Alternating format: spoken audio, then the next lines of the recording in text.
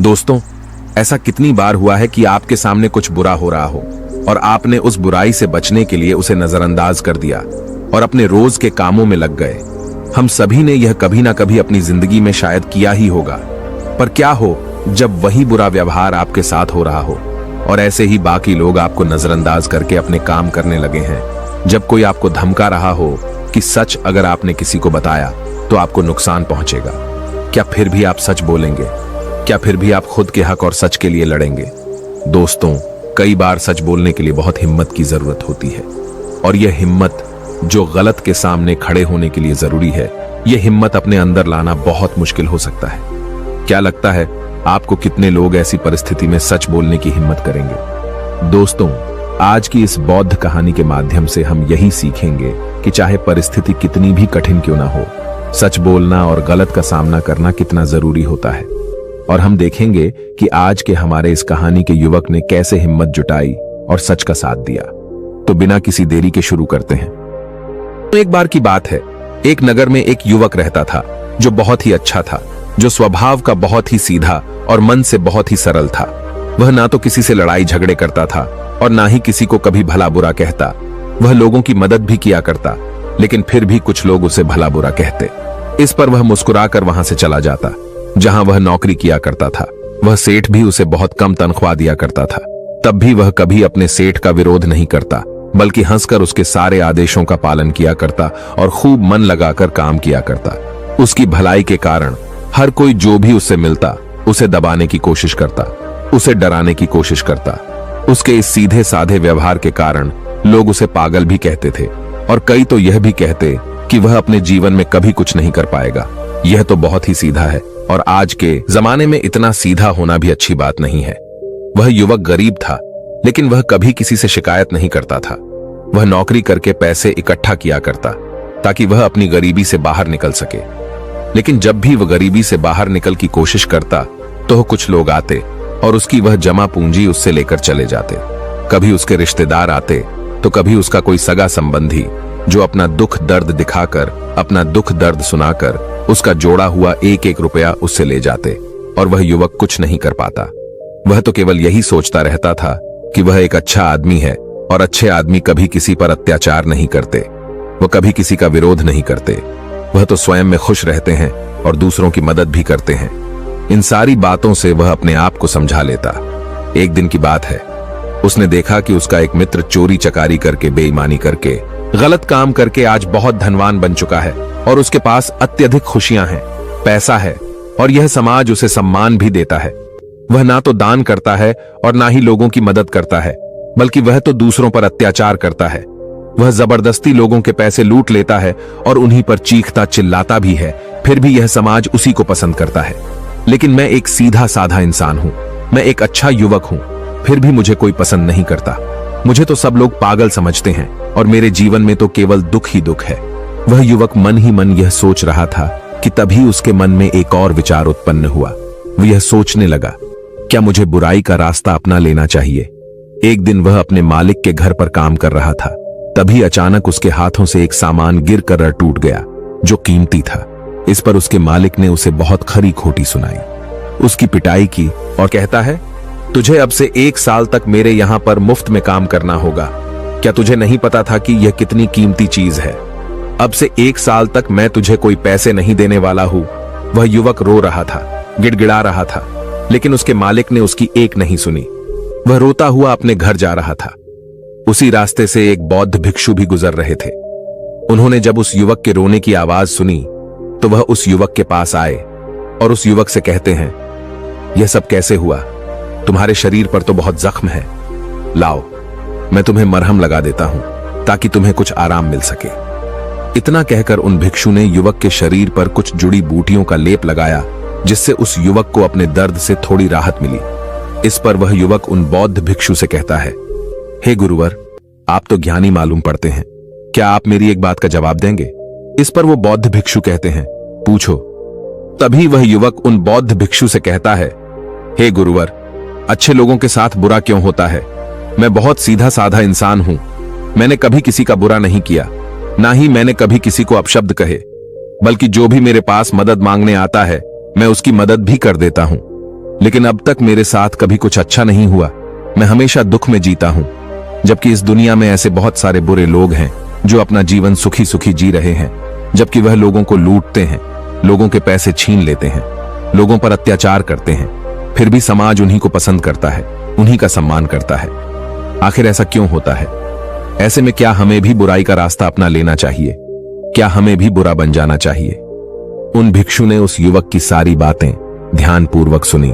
उसके बाद वह उस युवक को जवाब देते हुए कहते हैं, भंते, जिसके कर्म बुरे हैं उसके कर्म का फल उसे अवश्य मिलेगा, और वह अवश्य रूप से बुरा ही होगा। जिसके कर्म अच्छे हैं उसे भी उसके अच्छे कर्मों का फल अवश्य मिलेगा, और वह आवश्यक रूप से अच्छा ही होगा। तभी वह युवक उन गुरुवर की बात काटते हुए कहता है, हे गुरुवर, क्या आप जो कह रहे हैं वह सच है? क्या मैं आप पर भरोसा कर सकता हूं?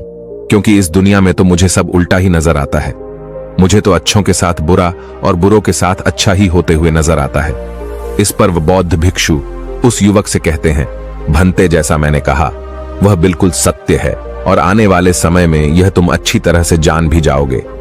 इतना कहकर वो बौद्ध भिक्षु वहां से चले गए।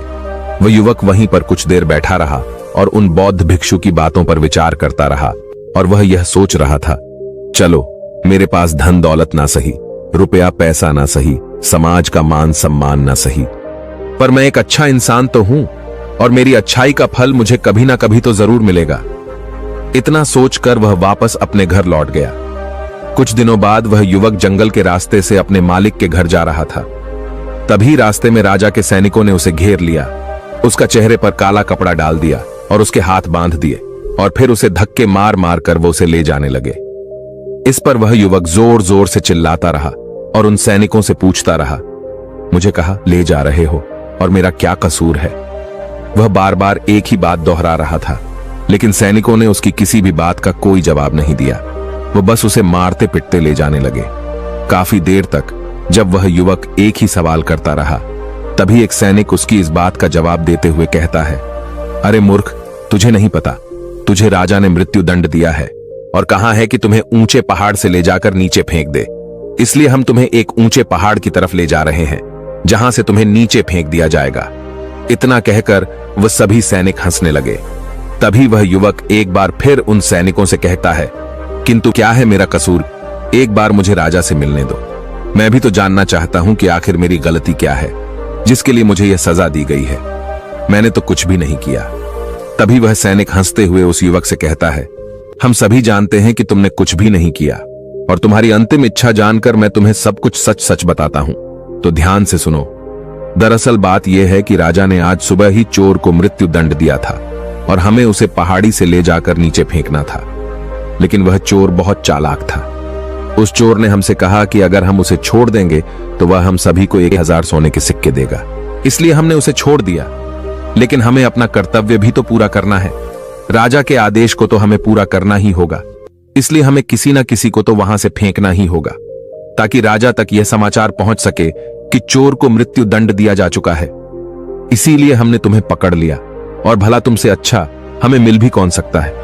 तुम्हारा ना तो कोई आगे है ना कोई पीछे जो तुम्हारे बारे में पूछताछ कर सके, और हमें कोई पकड़ भी नहीं पाएगा, और राजा को भी यह बात कभी नहीं पता चलेगी कि आखिर वह चोर कहां गया। इसलिए ईश्वर का नाम लो और शांति से मृत्यु को प्राप्त हो जाओ। उस सैनिक की यह बात सुनकर वह युवक हैरान रह गया। वह सभी सैनिकों के सामने रोने लगा, हाथ जोड़कर उससे विनती तक की रोया, चिल्लाया, लेकिन किसी भी सैनिक ने उसकी एक नहीं सुनी, और वह उसे जबरदस्ती घसीटते हुए पहाड़ की चोटी पर ले जाने लगे। वह चिल्लाता रहा कि मुझे छोड़ दो, मुझे जाने दो, मैंने कुछ नहीं किया। लेकिन उसकी बातों का किसी पर भी कोई फर्क नहीं पड़ा। अंत में थक हार कर उस युवक ने उन सैनिकों से कहा, देखो, तुम्हें उस चोर ने 1000 सोने के सिक्के देने का वादा किया है, और अगर तुम मुझे छोड़ दोगे तो मैं तुम सबको 10,000 सोने के सिक्के दूंगा। इस पर एक सैनिक जवाब देते हुए कहता है, अच्छा, तो अब तुम मुझे पागल बनाने की कोशिश कर रहे हो। तुम्हें क्या हम मूर्ख लगते हैं? तुम एक मामूली से अधिकारी हो, और तुम्हारे पास इतना सारा धन कहां से आएगा? इस पर वह युवक उन सैनिकों से कहता है कि तुम मेरे साथ चलो, मैं तुम्हें दिखाता हूं। मेरे पास बहुत धन है, और यदि मेरे पास धन ना मिले तो तुम मुझे एक बार फिर से यहां ला सकते हो, नहीं तो तुम चाहो तो मुझे वहीं मार सकते हो। तुम्हारे पास तो हथियार भी है, और मैं बिना किसी हथियार के तुम सभी का क्या बिगाड़ पाऊंगा। उस युवक की यह बात सुनकर वे सभी सैनिक एक बार के लिए सोच में पड़ गए। उन सभी ने आपस में मिलकर विचार किया और युवक से कहा, ठीक है, हम तुम्हारी बात मान लेते हैं, लेकिन मेरी एक बात याद रखना, यदि हमें धन ना मिला तो हम तुम्हें वहीं पर मार देंगे। चलो हमें दिखाओ वह धन कहां पर है। इस पर वह युवक कहता है, उससे पहले मेरी आंखों से यह काला कपड़ा तो हटाओ, इसके बिना मैं आपको रास्ता कैसे दिखा पाऊंगा। उन सैनिकों ने उस युवक की बात मान ली और उस युवक के सर पर से वह काला कपड़ा हटा दिया गया। उसके बाद वह युवक उन सभी को एक गुफा में ले जाता है। वह युवक उस गुफा से भली भांति परिचित था। वह गुफा देखने में तो बड़ी सीधी सी लगती थी, लेकिन अंदर से वह एक भूल भुलैया थी। जो भी उसके अंदर एक बार चला जाता, वहां से बाहर निकलना उसके लिए नामुमकिन था। वह युवक उन सभी सैनिकों को उस गुफा के अंदर ले जाता है और मौका मिलते ही वह उन्हें धोखा देकर उस गुफा से बाहर की ओर निकल जाता है और वह सभी सैनिक उस गुफा में फंसकर रह जाते हैं। वह युवक डरा हुआ सहमा हुआ तेजी से भागता हुआ जंगल के रास्ते से जा रहा था। उसे डर था कि वह सैनिक उसका पीछा कर रहे हैं। वह यदि उस गुफा से निकल जाएंगे तो वह उसे पकड़ लेंगे, इसीलिए वह तेजी से भागता हुआ जा रहा था। तभी रास्ते में उसे वही बौद्ध भिक्षु दिखाई दिए। तभी वह भागता हुआ उन बौद्ध भिक्षु के पास पहुंचा और वह युवक उन बौद्ध भिक्षु से कहता है कि हे गुरुवर, आपने तो कहा था जिसके बुरे कर्म होते हैं उसे बुरा फल मिलता है और जिसके कर्म अच्छे हैं उसे अच्छा फल मिलेगा। लेकिन आज तो मैंने यह देख भी लिया और जान भी लिया कि जिनके कर्म बुरे होते हैं वही सुखी रहते हैं, और रही बात अच्छे कर्म करने वालों की तो उन्हें तो जिंदगी भर दुख ही भोगना पड़ता है।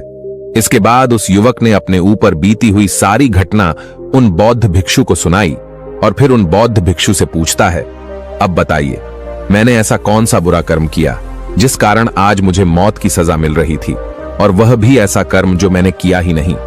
इस पर वह बौद्ध भिक्षु मुस्कुराते हुए उस युवक से कहते हैं, भंते तुम्हारे कर्म बुरे ही तो हैं, तभी तो तुम्हें यह सब सहना पड़ रहा है। यह सुन वह युवक थोड़ा सा आश्चर्यचकित हुआ और उन बौद्ध भिक्षु से कहता है, हे गुरुवर, आप ये क्या कह रहे हैं?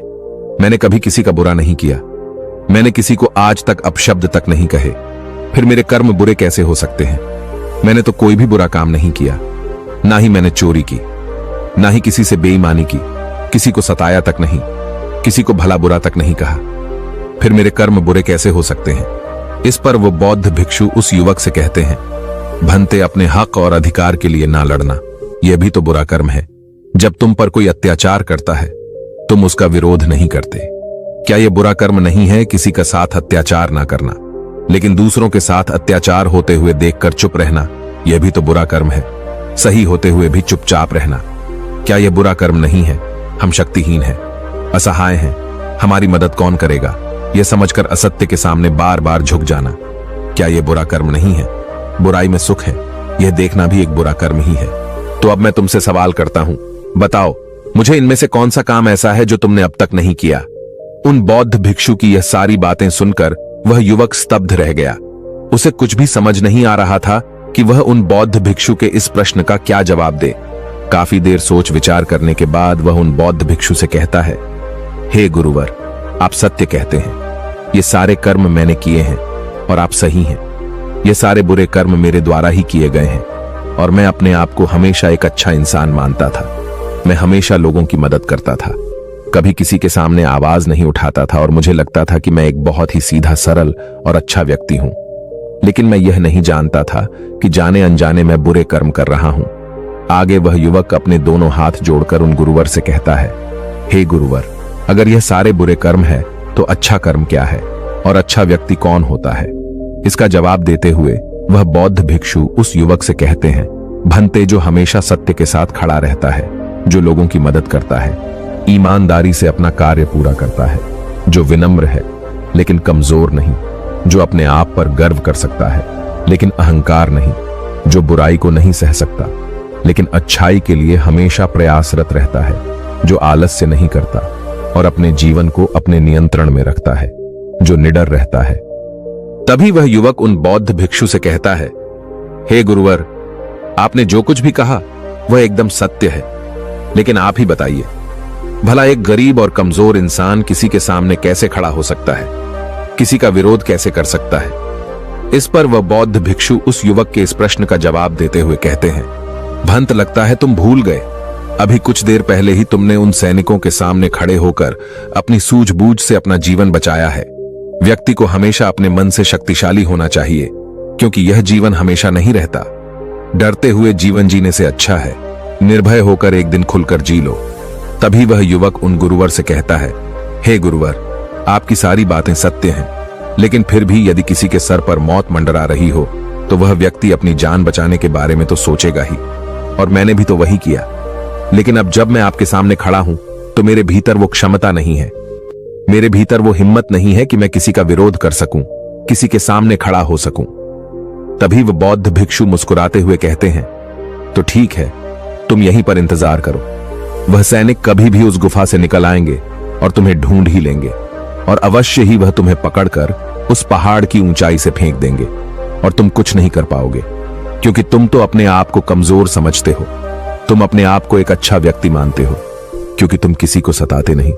लोग भले ही तुम्हें सता सकते हैं, और वह इसलिए क्योंकि तुम लोगों की सहानुभूति चाहते हो। आगे बौद्ध भिक्षु उस युवक से कहते हैं, बेटा, मेरी एक बात हमेशा याद रखना, हमें मजबूत होना चाहिए, सहानुभूति का भूखा नहीं। और यह बात सुना सुनाकर अगर तुम लोगों से सहानुभूति मांगोगे तो तुम्हें सहानुभूति तो बहुत मिलेगी, लेकिन न्याय कभी नहीं मिल पाएगा। और न्याय लेना, न्याय के लिए ना लड़ना, अपने ऊपर अन्याय करने जैसा होता है। तभी वह युवक उन बौद्ध भिक्षु से कहता है, हे गुरुवर, आप जो कह रहे हैं वह सत्य है, लेकिन मैं न्याय मांगने किसके पास जाऊं, कौन मेरी सुनेगा। इस पर वह बौद्ध भिक्षु जवाब देते हुए कहते हैं, बेटा, तुम राजमहल जा सकते हो और राजा के सामने न्याय की गुहार लगा सकते हो। इस पर वह युवक डरते हुए उन बौद्ध भिक्षु से कहता है, नहीं नहीं गुरुवर, भला राजा के सामने मैं कैसे खड़ा हो पाऊंगा, उनके सामने मेरी क्या औकात। मुझ में इतनी हिम्मत नहीं कि मैं राजा के सामने जाकर खड़ा हो पाऊं। यदि उन्हें क्रोध आ गया तो वो मुझे मृत्यु दंड दे देंगे। तभी वह बौद्ध भिक्षु मुस्कुराते हुए उस युवक से कहते हैं, बेटा, तुम्हें मृत्यु दंड तो मिल ही चुका है, भले वो राजा ने ना दिया हो, लेकिन सैनिकों ने तो तुम्हें मृत्यु दंड दे ही दिया है। इतना कहकर वह बौद्ध भिक्षु वहां से अपने मार्ग में आगे की ओर चल पड़े। वह युवक वहीं पर खड़े खड़े उन बौद्ध भिक्षु की बातों पर विचार कर रहा था, और फिर तभी अचानक उसे किसी के आने की आवाज सुनाई दी। वह चुपचाप उन झाड़ियों में जाकर छुप गया। रात होने को थी, जिस कारण उन झाड़ियों में किसी को कोई नजर नहीं आई। उस युवक ने रात भर वही गुजारी, और वह रात भर केवल यही सोचता रहा कि आखिर वह क्या करे। क्या वह अपना जीवन डर के जिए, या फिर वह वैसे ही बुरा बन जाए जैसे उसके मित्र बन चुके हैं। तब शायद वह अपने प्राण बचा सके। आखिरकार काफी देर सोच विचार करने के बाद उसने यह तय किया कि वह एक अच्छा आदमी बनकर ही रहेगा। अगले दिन सुबह सुबह उसने हिम्मत की और राज दरबार पहुंचा। राज दरबार पहुंचकर उसने राजा से न्याय की गुहार लगाई। दरबार लगा और उस युवक को दरबार में पेश किया गया। राजा ने उस युवक से पूछा, कहो, क्या तकलीफ है, किसने तुम पर अत्याचार किया। इस पर वह युवक उन राजा से कहता है, महाराज, मैं आपको उनके नाम तो बता दूंगा, लेकिन जैसे ही मैं उनके नाम बताऊंगा, यहां खड़े सभी लोग मेरे जानी दुश्मन बन जाएंगे, और हो सकता है वह मुझे यहीं पर मृत्यु के घाट भी उतार दे। राजा उस युवक से कहता है, निसंकोच हो जाओ, यह हमारा देश है, यह हमारा राजमहल है, यहां तुम्हें कोई भी कुछ नहीं कर सकता। तभी वह युवक राजा से कहता है, महाराज, मुझ पर इस राज्य के राजा ने अत्याचार किया है और मैं उसके अत्याचार का शिकार हूं। राजा अपराधी है।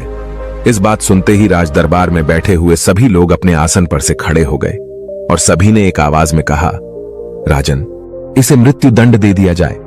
लेकिन राजा ने उनमें से किसी की भी एक नहीं सुनी। राजा ने कुछ देर के लिए सोच विचार किया और उसके बाद वह राजा कहता है, ठीक है, मैं तुम्हारी बात मानने के लिए तैयार हूं, लेकिन अब मैं चाहता हूं कि तुम अपनी बात स्पष्ट करो। आखिर तुम कहना क्या चाहते हो? यदि तुम्हारी बातों से यह स्पष्ट हो गया कि इस राज्य के राजा ने तुम पर अत्याचार किया है, तो उसे उसकी सजा भी अवश्य मिलेगी, और वह सजा भी तुम ही सुनाओ।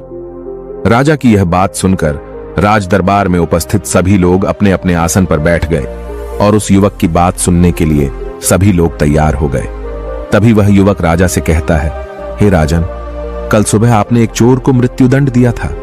आपके सैनिकों ने उस चोर को 1000 सोने के सिक्के लेकर उसे आजाद कर दिया है, और उसके बदले उन्होंने मुझे पकड़कर पहाड़ी से फेंकने की कोशिश की, लेकिन जैसे तैसे करके मैं वहां से निकल गया और ऐसा पहली बार नहीं हुआ, बल्कि ऐसा कई बार हो चुका है। और पहले भी कई बार कई गरीब लोगों की मृत्यु इसी प्रकार हुई है।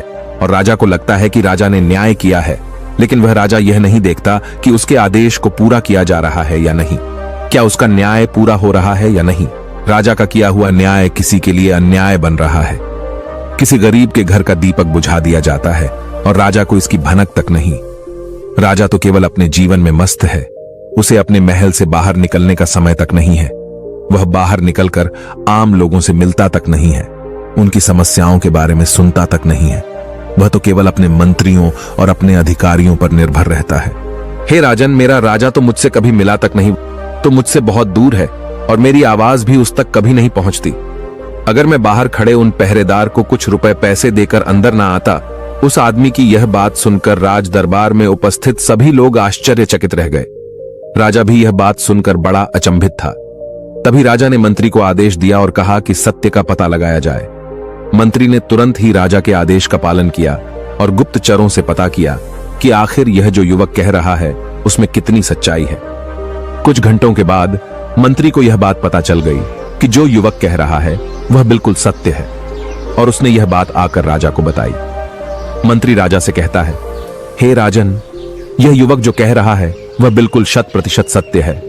जिस चोर को आपने कल मृत्यु दंड दिया था, वह चोर तो बाहर घूम रहा था और हमने उसे एक बार फिर से पकड़ लिया है, और उसने यह कबूल भी लिया है कि उसी ने सैनिकों को धन दिया था ताकि वह उसे जाने दे, और जिन सैनिकों ने वह धन लिया था हमने उन सैनिकों को भी गिरफ्तार कर लिया है।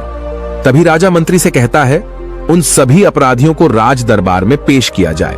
राजा के आदेश पर उन सभी अपराधियों को राज दरबार में पेश किया जाता है। तभी वह राजा उस युवक से कहता है, हम तुम्हारे अपराधी हैं, कहो आखिर तुम हमें क्या दंड देना चाहते हो। तुम जो भी दंड हमें दोगे वह हमें खुशी खुशी स्वीकार है। इस पर वह युवक राजा से कहता है, हे राजन, आप इस राज्य के राजा हैं, दंड तो आप ही दे सकते हैं, हम तो केवल निवेदन कर सकते हैं। और मैं आज आपके पास यही निवेदन लेकर आया हूं कि आपको अपनी प्रजा का ख्याल रखना चाहिए, समय समय पर उनसे मिलते रहना चाहिए, और आपसे हम जैसे गरीब लोग सीधे मिल सके, अपनी बातें कह सके, ऐसी व्यवस्था करनी चाहिए।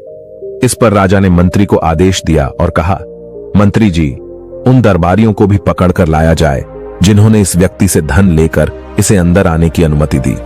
मंत्री ने राजा के आदेश का पालन किया और उन दरबारियों को भी दरबार में पेश किया गया। राजा ने उन दरबारियों को भी नौकरी से निकल दिया और उन्हें 3 महीने की काल कोठरी में रहने की सजा सुनाई। आगे जाकर राजा उस युवक से कहता है, मैंने तुम्हारे जैसा निर्भय व्यक्ति आज तक नहीं देखा। तुम ईमानदार भी हो, सच्चे भी हो, और तुम जैसे व्यक्तियों की हमारे समाज में बहुत आवश्यकता है। मुझ जैसे राजा को भी आज तुमने आईना दिखा दिया है। आगे वह राजा उस युवक से कहता है, इसलिए आज से मैं तुम्हें इस राज्य का मुख्यमंत्री घोषित करता हूं। इस पर वह युवक कहता है, नहीं नहीं महाराज, मैं तो बस अपनी बिनती यहां पर लेकर आया था, आपने मेरी बात सुनी, बस इसी में मैं खुश हूं। इतना कहकर उस युवक ने राजा को प्रणाम किया और वापस अपने घर लौट गया। देखते ही देखते उस युवक का नाम पूरे राज्य में फैल गया। सब उसे जानने लगे, उसे पहचानने लगे, और वह व्यक्ति केवल एक ही बात कहता था, अच्छे कर्मों का फल हमेशा अच्छा ही होता है। बस हमें बुराइयों से नहीं डरना चाहिए, हमें तो बिना डरे सच का सामना करना है। दोस्तों, इस कहानी के माध्यम से मुझे उम्मीद है कि आपको यह समझ में आ चुका होगा कि अच्छा होना क्या होता है और एक सच्चा व्यक्ति कैसे बनता है। यदि आप भी अपने आप को एक अच्छा और सच्चा व्यक्ति मानते हैं और आपको लगता है कि आप भीतर से अच्छे हैं और आपके साथ बुरा हो रहा है, तो उस बुराई का कारण कौन है, उस तकलीफ का कारण कौन है, यह आपको अच्छी तरह से पता चल चुका होगा। इसलिए खुद को कमजोर और असहाय न माने, अपने लिए लड़ना सीखे, अपने आप को भीतर से मजबूत बनाए, अपने मन को कठोर बनाए, ताकि आप उन परिस्थितियों और लोगों का सामना कर सके जो आपका फायदा उठाने की कोशिश करते हैं, क्योंकि बुरा ही सहना भी एक बुरा कर्म ही है। दोस्तों, आपने आज के इस वीडियो से क्या सीखा वो मुझे आप कमेंट में बता सकते हैं। इसी के साथ में उम्मीद है कि आपको आज की वीडियो पसंद आई होगी, तो इस वीडियो को उस इंसान को शेयर करें जिससे यह कहानी सुनने की जरूरत है, और उसी के ठीक बाद चैनल को सब्सक्राइब करें। तो चलिए फिर मिलते हैं ऐसी एक और नई वीडियो में एक नए मैसेज के साथ। तब तक के लिए अपना ख्याल